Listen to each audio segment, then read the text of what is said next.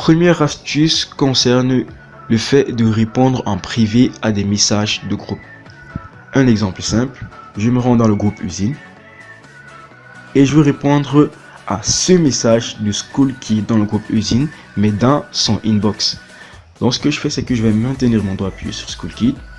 Je vais chercher les 3 points alignés verticalement en haut à droite. Puis je vais appuyer sur répondre en privé.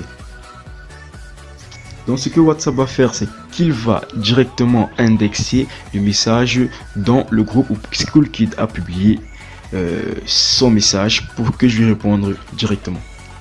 Voilà.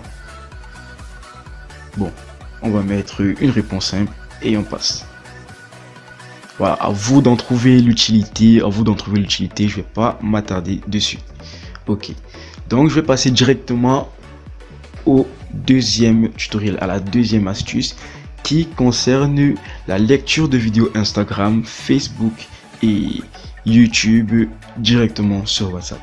Et bien c'est simple, si vous avez reçu un message qui contient un lien d'une vidéo qui a été posté sur l'un des réseaux que j'ai cités, et bien vous avez la possibilité de la lire directement sur WhatsApp. En l'occurrence ici avec cette vidéo YouTube où je n'ai qu'à appuyer sur le bouton play pour lancer la lecture. Donc ce que je vais faire directement, la vidéo charge. Gagner de l'argent sur internet en Afrique et sans rien faire du tout, c'est tout à fait possible. Mais comment me demander? Ok, vous avez bien vu que la vidéo est en train de lire. Et bien cette astuce a son lot d'avantages et son lot d'inconvénients parce que regarder une vidéo des réseaux sociaux sans quitter son WhatsApp, ça peut paraître cool, mais pour les auteurs de ces vidéos qui veulent avoir plus de likes, plus de commentaires, plus de visibilité sur les réseaux cibles, seront désavantagés. Voilà, puisque vous ne pourrez pas mettre de like directement sur WhatsApp. Donc c'est cool et c'est pas cool. Donc la troisième astuce, c'est créer une icône de discussion rapide qui vous permettra de discuter, d'entrer directement dans un groupe ou dans le inbox d'un de vos amis pour discuter sans avoir à ouvrir l'intégralité de vos discussions WhatsApp.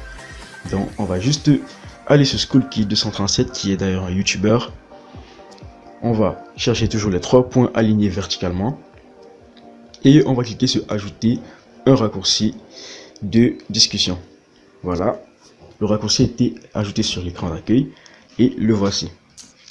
Donc pour discuter directement avec School Kid sans ouvrir directement WhatsApp, vous allez appuyer sur School Kid et vous retrouvez directement dans son inbox.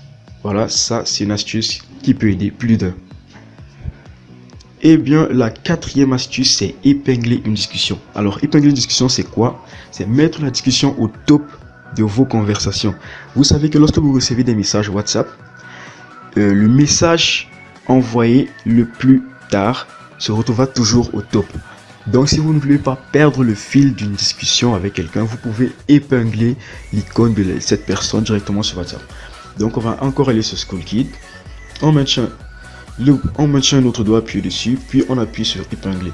Voilà, vous voyez que School Kid est directement passé en top discussion. Donc quel que soit le message qui arrivera, School Kid restera toujours en top. Voilà. Et bien directement, la cinquième astuce qui se résume à ce bouton en haut à droite, le bouton rechercher. Avec ce bouton, vous pouvez rechercher tout ce que vous voulez. Soit un contenu, voilà, soit un mot ou une expression, une phrase qui est contenue dans un de vos messages. Voilà, soit une personne directement, soit un groupe. Voilà, une erreur. Voilà, soit un groupe directement. Voilà, c'est une astuce d'accès rapide pour ceux qui ont beaucoup de discussions, beaucoup de conversations.